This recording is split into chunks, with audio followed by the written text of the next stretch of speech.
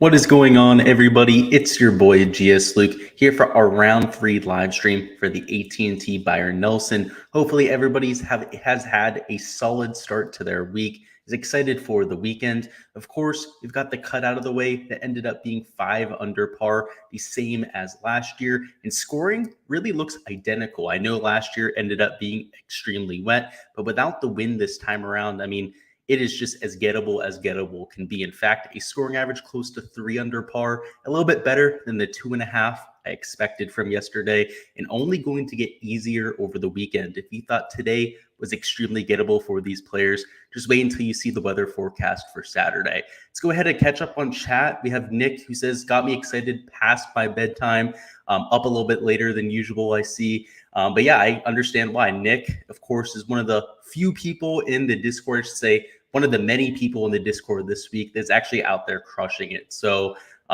went out there, is having a really solid week. I know Nick right now is in, I believe, 12th place in the $5 GPP.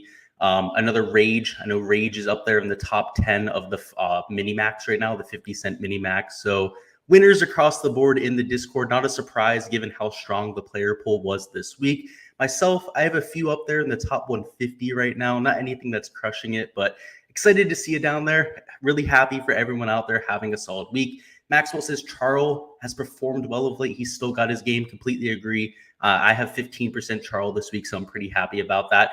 And Maxwell says Keith Mitchell barely made the cut. Thanks for that pick. I don't know if you're trying to be facetious with that, but if you are, you can screw off. But either way, I'm going to go ahead and share my screen here. We're going to hop into the picks here, review of round 2, to get an idea of what to expect here on Saturday. First off, like I said, close to a 3-shot under par average. It's 2.88 under par. That resulted in a 5 under par cut line. We split it by wave. You can see it was easier in the morning. You know, that would be expected pretty much any golf tournament we play at, with more receptive greens in the AM wave, also more pristine greens.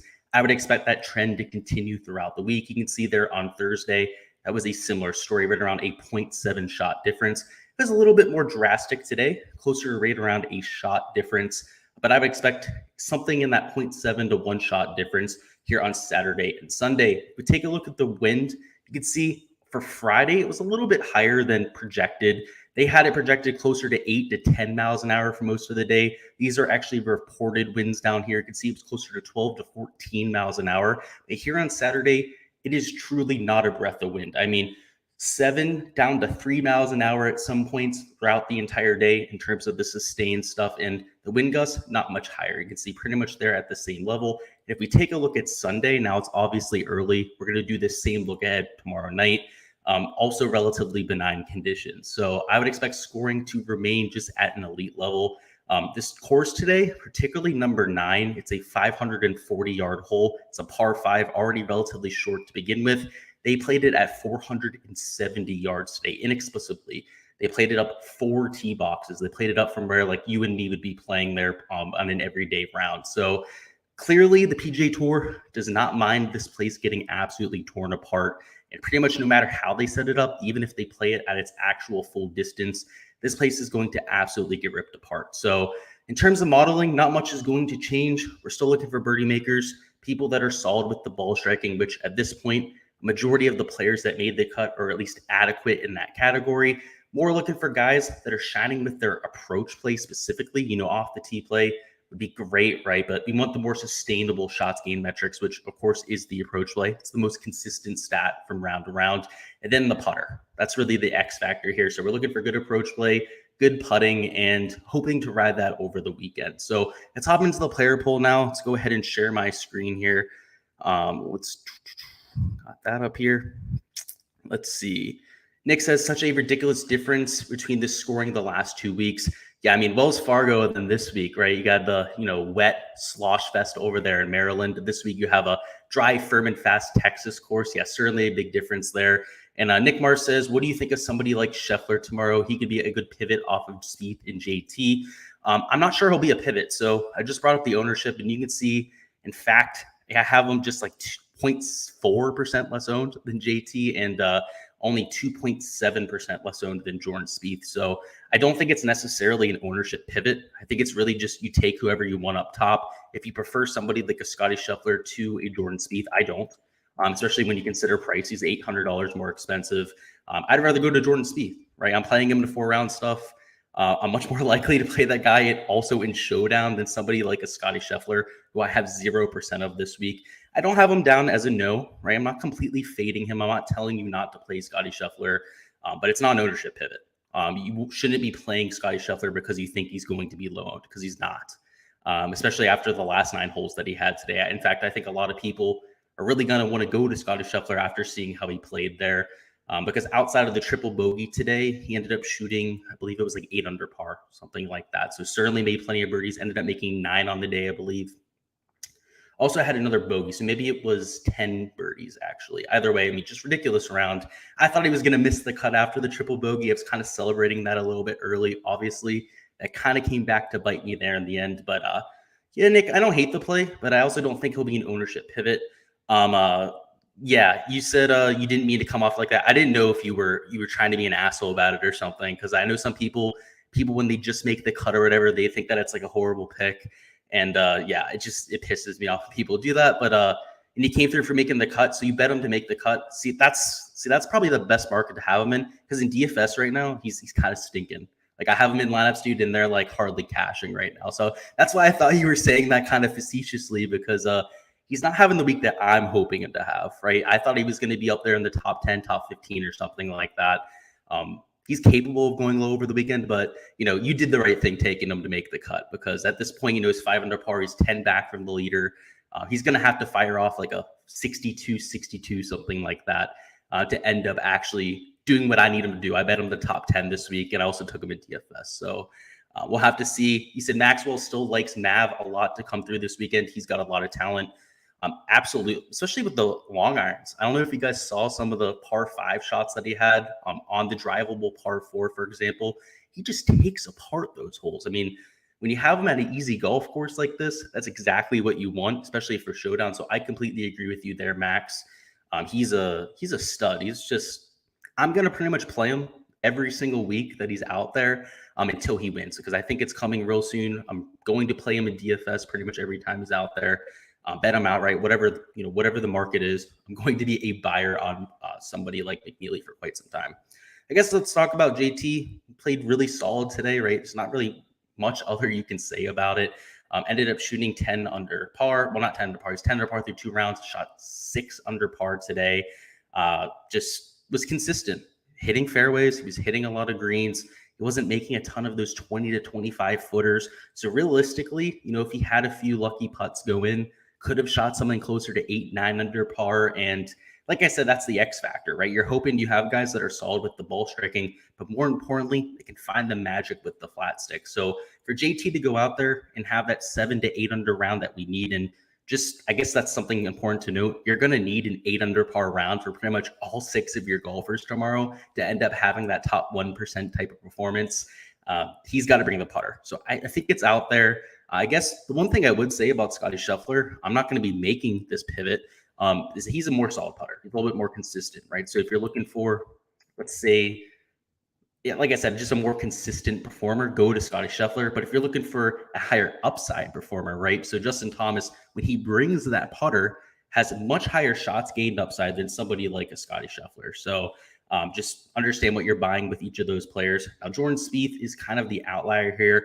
He's my favorite pick on the board. He loves this golf course. That's readily apparent from last year's performance, also from what we've seen over the first 2 rounds. And the one thing is, last year he was coming into the Byron Nelson, was horrible with the putter. He went on that stretch of golf where he was starting to pop again. People were getting really excited about Jordan. Then he kind of cooled off with the flat stick for a few rounds. He came here to TPC Craig Ranch and gained with the putter.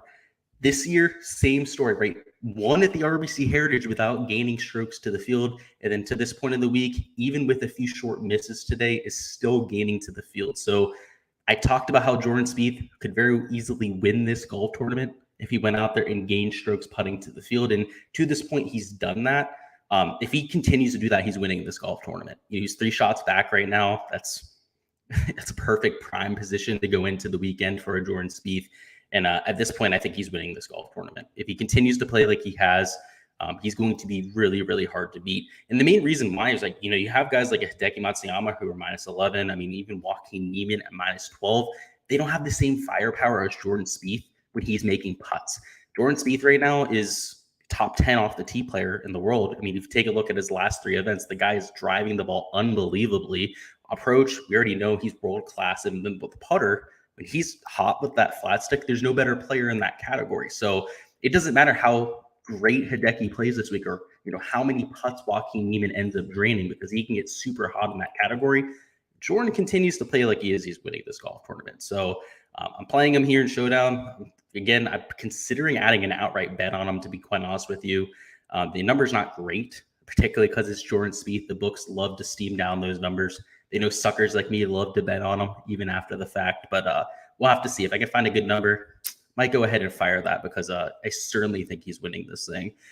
Dustin Johnson at -7. He seems a little bit disengaged. Before the week, I talked about how he likes to use these as a ramp-up event. It just seems like he's 8 shots back. I don't know how engaged he's really going to be.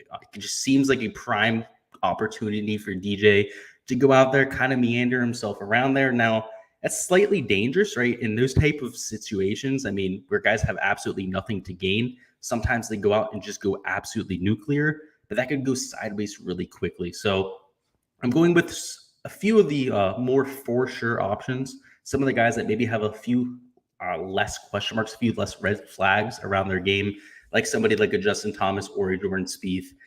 But if you're really feeling risky here, the true pivot up top, if you're looking for an ownership pivot, it's going to be DJ. I have him at 14.2% ownership, but it would not surprise me if he came in closer to single digits. In fact, something closer to maybe 7 to 8% come lock tomorrow, particularly in some of these higher dollar contests. The more you're paying to enter, the higher entry fee contests that you have, the lower owned DJ is going to be. So if you're entering like the $200 single entry for tomorrow, and you're looking to just differentiate yourself with one player alone, play Dustin Johnson, because he's probably going to be sub 3% owned. Not kidding. In that type of contest, no one's going to play him tomorrow. Hideki Matsuyama at -11. I like getting to him. He's kind of similar to a JT in that he needs to bring the putter to hit that ceiling. The unfortunate, the thing that separates them, right, is that Jordan Spieth can bring the true ceiling with the flat stick, right? Guys like JT, Hideki, they're going to gain a few strokes to the field with the flat stick. They're going to make a few nice 20 to 30 footers. They're going to make those 6 to 10 footers that they should make. And they can get to that 7 to 8 under round. So I like them. I don't love the play. They're not my, Hideki and JT aren't my favorite plays on the slate. That is reserved for Jordan Spieth there. But I do like Joaquin Niemann. He also kind of like a Jordan. I don't want to call him a mini Jordan Spieth, because it's not really a good comparison, but he gains with the off the tee play, approach play, and the putter. So at least, gains in the same categories as somebody like a Jordan Spieth. Johnny Vegas, he made the cut only at -5. So he hasn't had the most impressive start to the week, but I expect him to be relatively low owned. I'm at 9.3%. And, it's not the worst, right? He's still 5 under par, kind of like Keith Mitchell, right? He's had a decent week. But for people like myself that play DFS, that's nowhere near good enough, right? So in our, at least in our minds at this point, we think that he's had a quote unquote bad week. Yet, pretty much anybody from a third person perspective, an onlooker per se, would be like, I made the cut. He's in the top 50% of this event. What are you talking about? So maybe we should cut some of these guys a little bit of slack just because they're not in the top 10 of the event. They were still playing a lot better than their peers and are more than capable of going out there and having a ceiling performance. So that's why I'm going to somebody like a Johnny Vegas there. Tommy Fleetwood, same story.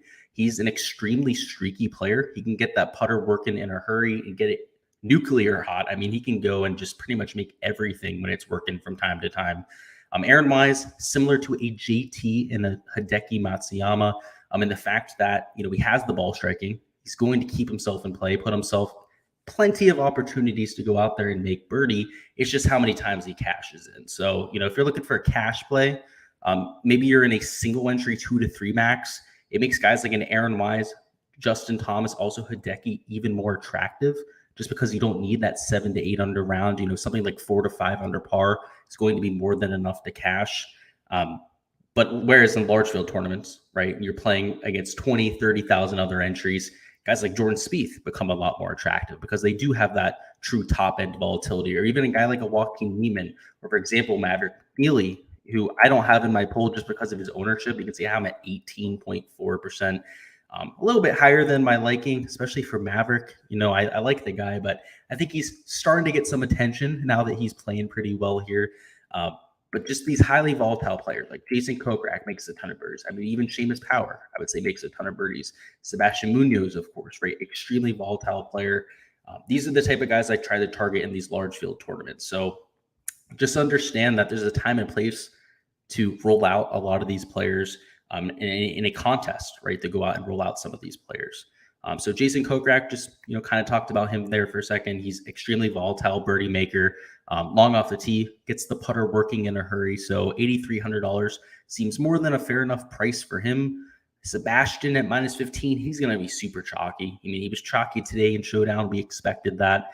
Going to be even more chalky now that he's sustained the lead for 2 days at this point. $8,100. The ball striking today wasn't really all that sharp. Yeah, he still shot, 3 under par today? Still shot 69.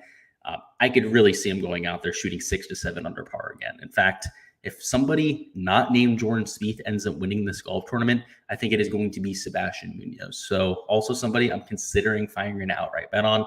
Just a shame that he's in first place. I kind of hope he goes out there tomorrow. I guess I don't hope that he does this, but if he does, it's going to be an opportunity that I jump on. He goes out there, starts off a little bit stale, right? A few people pass him that tee off before him. Maybe I jump on the live line, right? Maybe he drops to something like 15 to 20 to 1 or something like that. Then that might be something that I get some action on here with a live bet. It also is important to note that they are teeing off of both split tees, so they will be going off of number 1 and number 10 tomorrow. The tee times came out about 10 minutes before we came live there. So there's not going to be a tee time split, right? They're starting in the middle. So the guys that are around 8 to 9 under par will be the ones teeing off the first in the morning. And then towards the end of the, I guess it'll be right around midday at that point, you'll have the guys at -5 teeing off. And then, of course, the leaders teeing off of number 1. So keep that in mind with the weather. I mean, there's not much wind to speak of. There wasn't going to be a weather split between the morning and the afternoon wave. But the tee times are going to be split and both off of both tees, which I know is annoying. I know a lot of people out there hate that. It's not necessarily the most entertaining thing to watch. Yeah. Matthew says, the Bo Show, watch out for the Longhorn putting and an outright on him. I absolutely love the putting for him. I mean, he gets super hot. I'll have him in my player pool for tomorrow. So I took advantage today. I had him in Showdown, 15% of my Showdown lineups today. I'm certainly going to run that back here for round 3. It says Jordan has been on fire around the greens and bunkers insane. That's kind of his thing, though. He puts himself into trouble. He's pretty much always got to get himself out of it. In fact, on number 1 today, guys, when he was behind that tree, I knew he was going to get that thing on the green. It's just what Jordan Spieth does. So as soon as the announcer, I forget who it was. It wasn't Jonas Blixt. One of the other on-course announcers that's actually playing on tour right now was like, he's got like a 2 in 10 chance to even get this back to the fairway. Of course, proceeds to go ahead and hit it on the green. And he was, wedged up against a tree, on a tree root, everything like that. So yeah, no, that's kind of his thing. And when he does that is when he wins golf tournaments, right? It's when he has that magic beans that everyone says with the Jordan Spieth, pulls the rabbit out of the hat at the last second. It's entertaining to watch. So I certainly hope he keeps it up because it's the most entertaining golf to watch was when Jordan Spieth is in contention. Matthew says 5 to win 805 live bet on DJ right now. Took a shot. I think that works out. Yeah. I mean, like I said, he's -7, right? He's either going to go out there tomorrow and he's going to shoot like -2 or 3. He's going to have a very flat round, just take advantage of a few of the really easy holes, or he's going to shoot like 10 or 12 under par. Like he's going to just absolutely rip the place apart. So yeah, we'll have to see with that. It's Matt Every. That makes sense. Yeah, he's on the Korn Ferry Tour mostly at this point.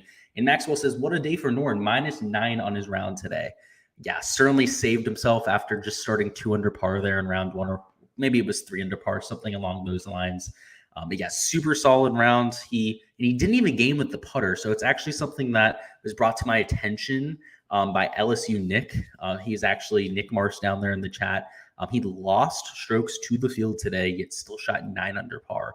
He was unbelievable with the approach play. He gained well over 2 strokes to the field there, gained off the tee, also gained with the around the green play, ended up chipping in at least once, maybe twice on the round. So kind of doing the Alex Noren thing where he gains across all 4 categories.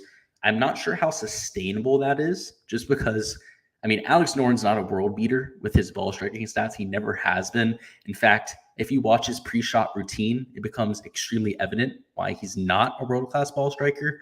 But he's certainly a pop putter. So if he's not gaining with the putter, yet he's still playing well, imagine if he brings the putter, yet continues to ball strike like that. And I will say it's unlikely he continues to ball strike it at the elite level that he has. But even if it's 50% of that, and then he brings the putter like he usually has, could very easily replicate or come close to the round that he had today. Shoot something like 7 to 8 under par. That is certainly obtainable for him. So that's why I think that there is a little bit of light at the end of the tunnel for Alex Noren, even though it's kind of outside his character, what he's doing this week. KH Lee just loves this place at this point. I think you just need to play him anytime we're at TPC Craig Ranch, because his scoring average at this golf course is right around 66, which is right around 6 under par per round. And that's over his last, I believe it's 6 rounds at this point that he has measured on the golf course. So just ridiculous stuff for KH Lee. Lanto Griffin had a ceiling round today, ended up shooting 9 under par, which not that surprising, right? I talked about his pop putter, so I'll be going back to it.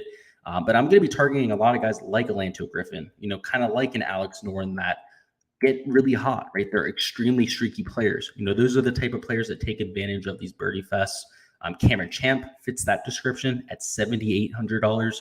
He's an extremely streaky player. Mark Leishman, he shot 6 under par today. He's also an extremely streaky player. Sepp Straka, Keith Mitchell, all the players right here. These are all extremely volatile players that can go out there and gain a ton of strokes at a time. Keith Mitchell, he made 8 birdies in a row. I believe it was last year at the 3M Open. Sepp Straka, of course, first-round leader machine. Guy ends up doing that pretty much once every few months here on the PGA Tour.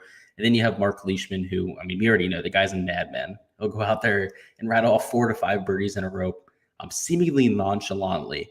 I do like JJ Spawn. He's an aggressive iron player, so I like his pop putter there too. Davis Riley, I believe, shot 8 under today, so I could see myself getting there once again. He's got some positive mo going on. Pan Kazire, he's a pop putter. And in Showdown, he's like an ATM. You play Pan Kazire in Showdown, now he's going to have a lot of blow-up rounds where he shoots like 2 to 3 over par, where you wish you didn't have him in your lineup. But he's also going to go out there and put up a ceiling performance a lot more than he should. He hits his ceiling performance. The last time I checked, it was in 2021. There was a 60-round stretch where he was hitting his ceiling like 11% of the time. And the way that I define a ceiling performance is like a top 2 percentile performance. So he was having a top 2 percentile type of performance 11% of the time. The only player better than that during that stretch was, I believe, Sam Burns, and it was like 20%. That's actually why I made the stat. It was to talk up Sam Burns during one of my videos. But Pan Kazire ended up also popping there. So I ended up talking about that a little bit too. But that's something to also do in terms of analytics. I don't always do it because it takes a little bit more legwork. I have to go into Excel, do a lot of it by hand, that sort of thing. But it's interesting to check, how many times these guys are actually getting to that ceiling, because there's certain players out here. Who's a good example of this?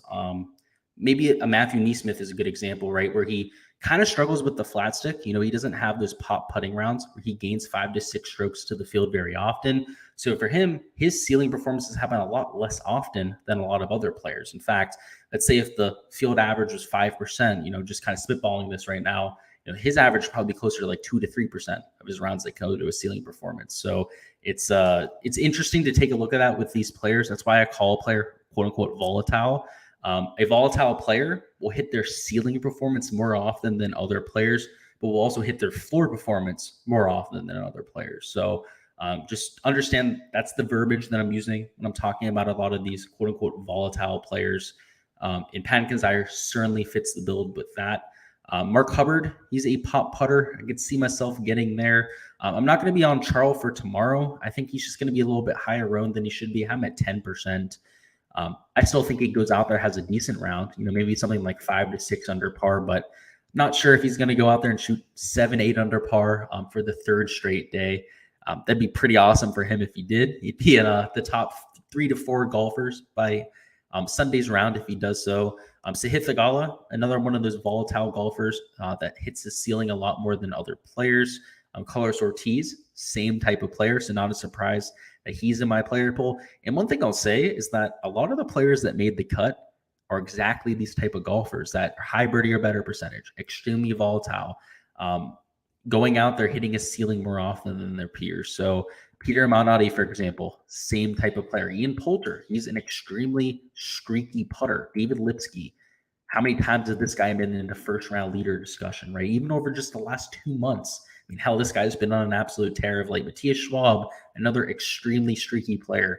Steven Yeager, pop putter from time to time. Scott Stallings. I mean, I don't want to like over exhaust our options. These are the last guys on the board, but all the guys that I have in the player pool are just this same type of build where they might not be the most consistent players. In fact, most of them are extremely inconsistent guys that miss a ton of cuts on the PGA Tour, but they go out there and again, they're madmen, right? They take aim at every single pin. Brandon Wu fits that same type of build. Bo Hostler, I know we mentioned him a few times in chat already. He's off to a very hot start here. Uline, who was being declared the winner there on Thursday morning. I'm not going to call you out, whoever said that, but I know it was a joke, obviously. But he was out there to that early lead there on Thursday. He's an extremely volatile player. I could see myself getting there. Adam Schenk, he made, I believe it was 7 birdies and 9 holes at one point today, so he was on an absolute tear. Another player who gets really hot really quickly, Nate Lashley. He shot 8 under par a few weeks ago in Showdown. I faded him that slate, and he went out there and was like, the best performance by 3 or 4 strokes. So he certainly has shown that ability there. Taylor Moore, he's a birdie maker. Korn Ferry Tour, he was extremely aggressive. Michael Thompson and Caleb Turan, players that have shown ability to put up ceilings. Trey Molinax, very long, very aggressive player. And Kiradek. Kiradek is a scorer. When Kiradek gets hot, he goes out there and scores well. So just that's pretty much all that I'm focusing on here. You can see some of the guys I have down as I know. Vince Whaley, not all that aggressive. Justin Lauer is more of an ownership thing, right? Because he's 14 under par, I'm expecting him to be a little bit higher owned than he should be. Emiliano Grillo, not necessarily the best putter. Same thing with Joseph Bramlett. That's why they're down as a no. Tyler Duncan, not the most explosive ball striker. Brennan Grace, not the most explosive ball striker.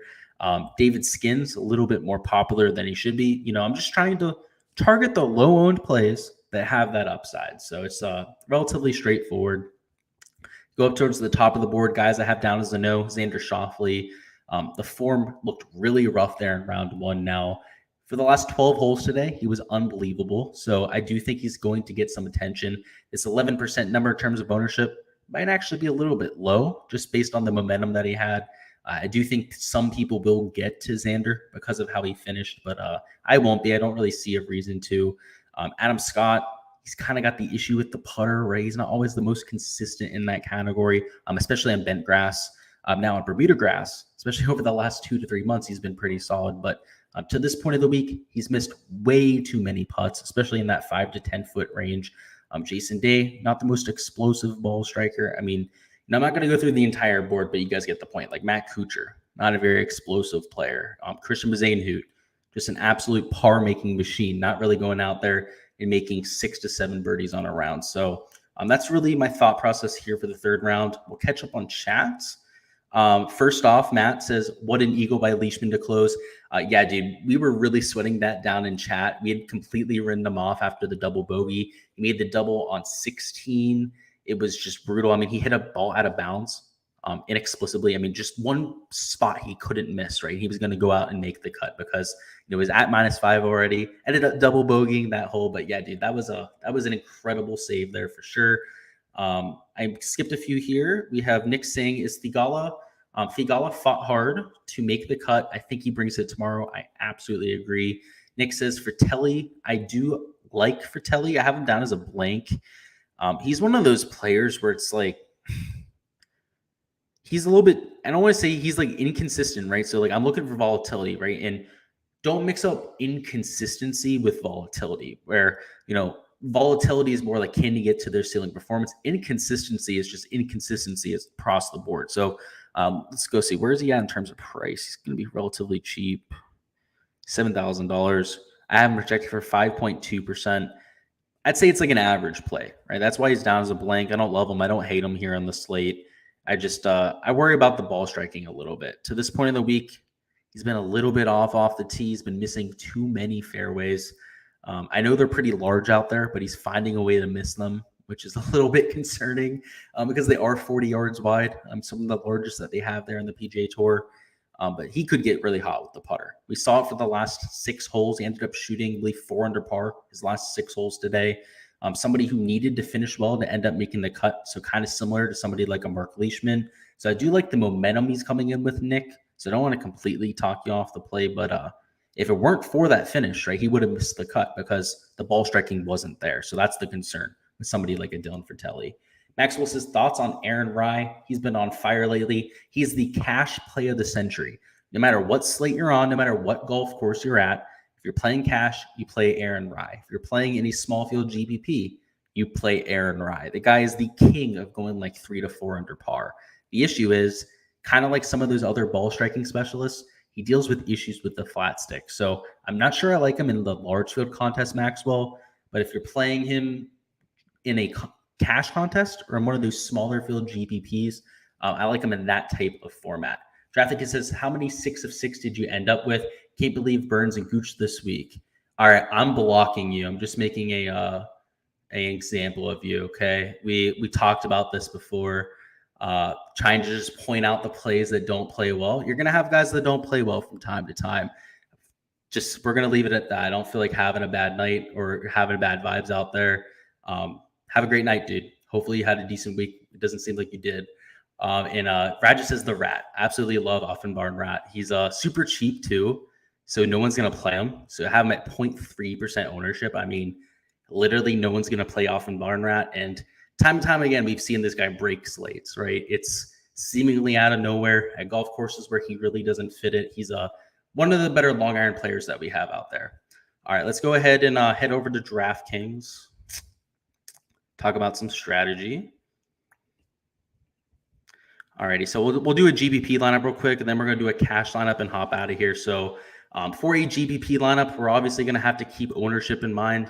This will be for like the large 20,000 entry contest, that sort of thing. And in these contests, there's really 2 strategies. We talked about it yesterday.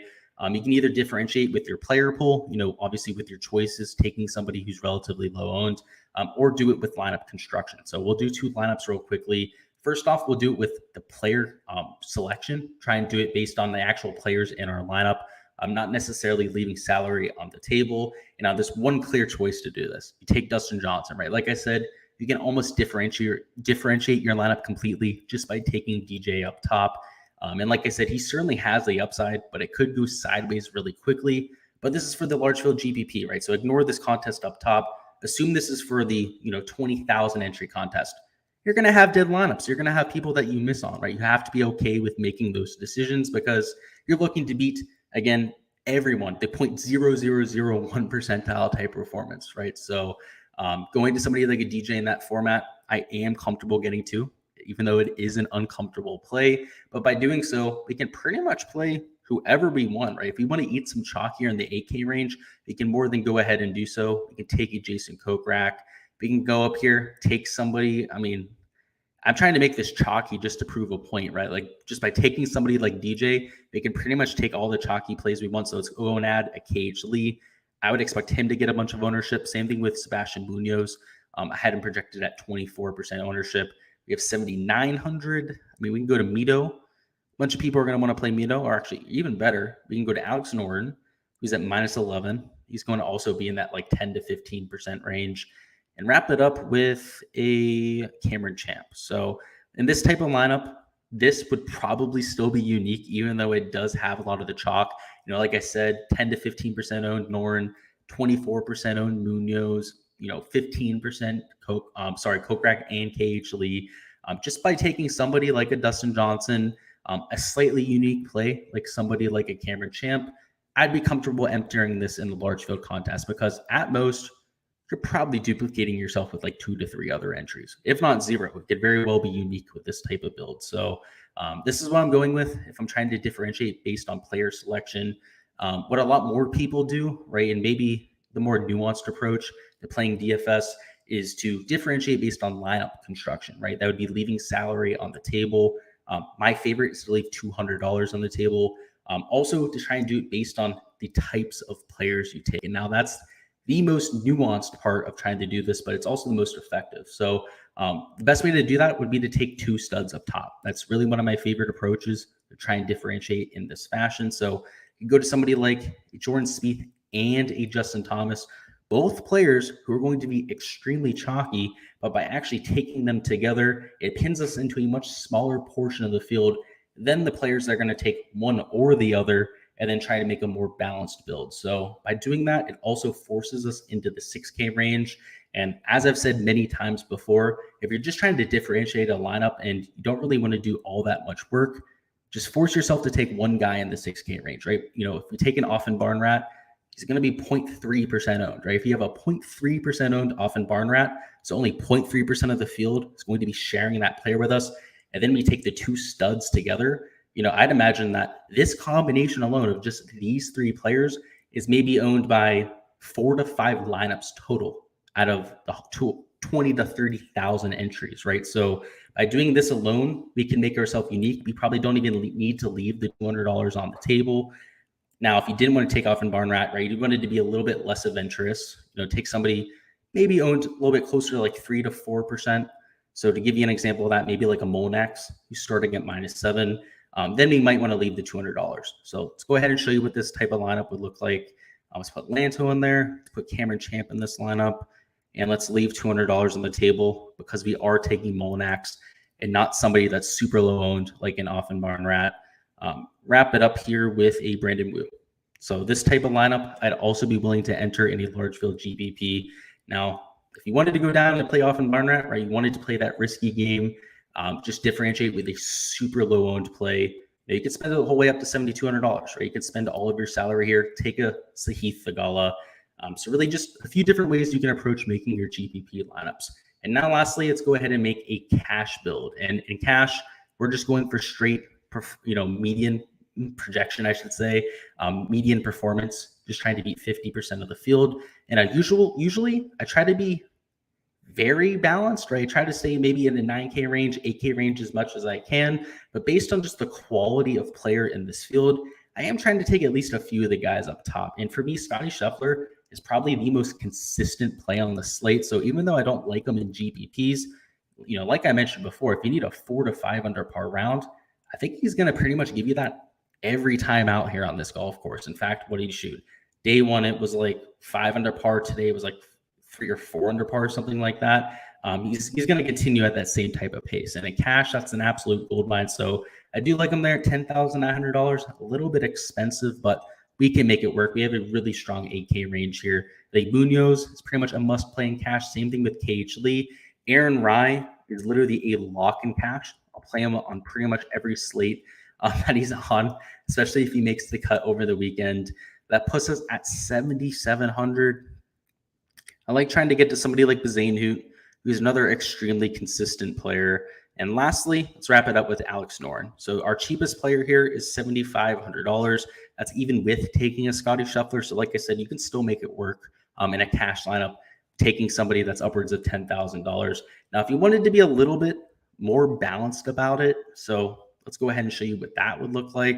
You can go this way, right? So we have $9,400 remaining. You could take somebody like a Joaquin Niemann. So where's Niemann? He's $9,200 and take Hideki. Hideki is also a great cash play because he's got the ball striking. He's always going to be gaining off the tee and on approach, pretty much always gaining around the green as well. Just all about the putter. And even if he loses strokes to the field with the putter, is likely shooting 4 or 5 under par tomorrow. So I'd be liking this type of lineup in cash as well. So could certainly be seeing myself getting to there. Let's go ahead and wrap it up there. That's all we got here for the straight, for this stream. Sorry about that, guys. Benny Levine says, I think it's effing great that Hadman plays like that. I completely agree, especially the week that I have 0% of them.